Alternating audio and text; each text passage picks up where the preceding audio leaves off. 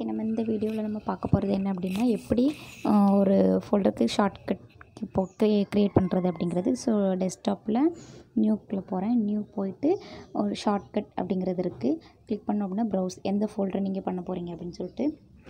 Sir நான் இப்போ என்னோடய மை டாக்குமெண்ட்ஸ் அப்படிங்கிற ஃபோல்டரை நான் கிளிக் பண்ணுறேன். ஓகே கொடுத்தேன் அப்படின்னா அந்த மை டாக்குமெண்ட்ஸ் வந்துடும். தென் ஓகே கொடுத்துட்டு இதில் நான் ஷார்ட்கட் அப்படின்னு சொல்லிட்டு நான் டைப் பண்ணுறேன். So shortcut to my documents இப்போ எனக்கு ஷார்ட்கட் ஆயிரும். ஓகேவா, ஃபினிஷ் கொடுத்துட்டேன் அப்படின்னா டெஸ்க்டாப்பில் அந்த ஆரோ மார்க் சிம்பிள் மாதிரி இருக்கும். ஓகேவா, so shortcut to my documents shortcut ஆயிடுச்சு. தென் க்ளோஸ் பண்ணிவிட்டு இப்போ நான் என்ன பண்ண போகிறேன் அப்படின்னா, இப்போ ஏதாவது ஒரு ஃபோல்டரை, ஓகேவா, ஏதாவது ஒரு ஃபோல்டரை நான் இப்போ ஷார்ட்கட் பண்ண போகிறேன் மை டாக்குமெண்ட்ஸ்குள்ளே இருக்கிறத. ஸோ அதே மாதிரி மை டாக்குமெண்ட்ஸ்குள்ளே போய் நியூ போயிட்டு ஷார்ட்கட் கொடுக்குறேன். ப்ரௌஸ் போகிறேன்.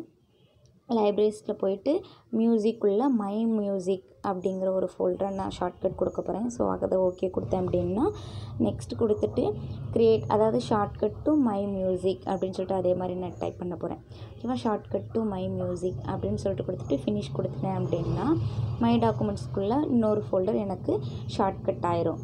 ஓகேவா, அதே மாதிரி இதுவும் எனக்கு டெஸ்க்டாப்பில் கிடக்கும். ஓகேவா, அதே மாதிரி வேறு ஏதாவது ஒரு ஃபோல்டர் ரைட் கிளிக் பண்ணிவிட்டு சென்ட் டு கொடுத்துட்டேன். ஷார்ட்கட்டாக இருக்கிறது சென்ட் டு கொடுத்து டெஸ்க்டாப்பில் போடுறேன் அப்படின்னா எனக்கு இப்போ ஷார்ட்கட்டாக இருக்கிறது வெளில வந்துட்டு டெஸ்க்டாப்பில் எனக்கு இப்போ கிடந்துடும்.